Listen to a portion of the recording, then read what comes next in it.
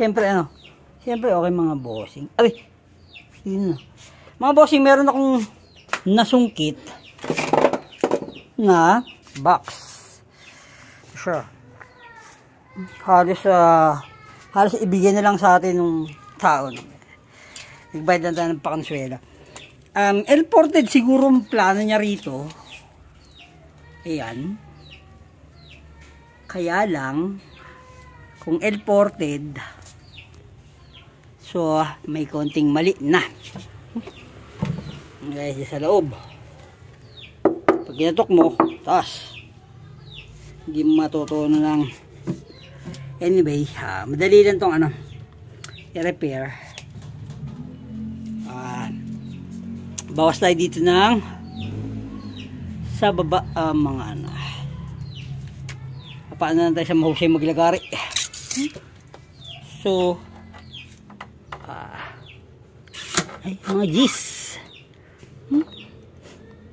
Yan. Tama ba? So yan. Dul mo. Yan. So lalagay rin siya hanggang dito. Uy. And then hanggang dito yung pinakababa niya.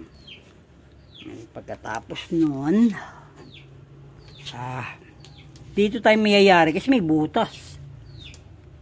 Hindi, pantay siya eh. So dito, andali. So mga ano lang, yan mga 2.5 na lang. May ganito lang siya kababa. Or ipapantay ko kung gaano kataas ito. And then sa loob, lalagyan na lang natin ng another plywood dyan. And then alam mo, hindi ko kabisado ang L-ported pero alam ko pail yun dito eh. No? Pero tingnan natin kung anong basta gumanda yung forma. Iloload natin ito sa hindi pa naman ilalaman dito. Actually, nawala naman yung plastic na speaker box na SND12. Yan, sinasabi ko eh.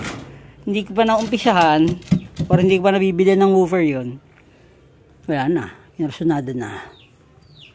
Yun lang. Yun lang naman na nakikita kong rito mali. Sa sukat niya, masyadong matangkad. Considering na L-ported sana, pero yun ang masyado siya matangkad. Para siyang subscoop. Para siyang MCB. So, tapos, ano ba to? Plyboard. Gutong. Yan, pwede na. Pusyagan. Gagawin natin yung dalawang tower na OSHC, tapos ito. Titignan lang natin yung basta kailangan yan may ibaba para kahit pa paano may compression yung bato niya. Maganda naman yung sukat niya rito. Pantay na maglagari. Okay na rin. Tapos yung textured paint lang, hindi na natin yan. Titignan natin kung saan tayo pwedeng maglagay ng terminal. Kasi nandito kasi ibaba. Kasi binutasan. Ano lang natin paano dito maligay yung terminal. O kaya kahit speak on lang. Another project na naman ng mga bossing. Tingnan natin kung matutuloy. Ay nga pala ito, dumating yung Studio HKX1P na Sharp. 1979 series to. Kaso maraming restoration kailangan. Kailangan ng re-edging. Although yung panel okay pa. At ang loob kumpleto naman. So himas-himas na to. Ang mahirap dito yung cover nya is pininturahan ng dilaw. So gagawin natin, hindi pwedeng mabakbak eh. Sige, may bayar na lang mga bossing eh.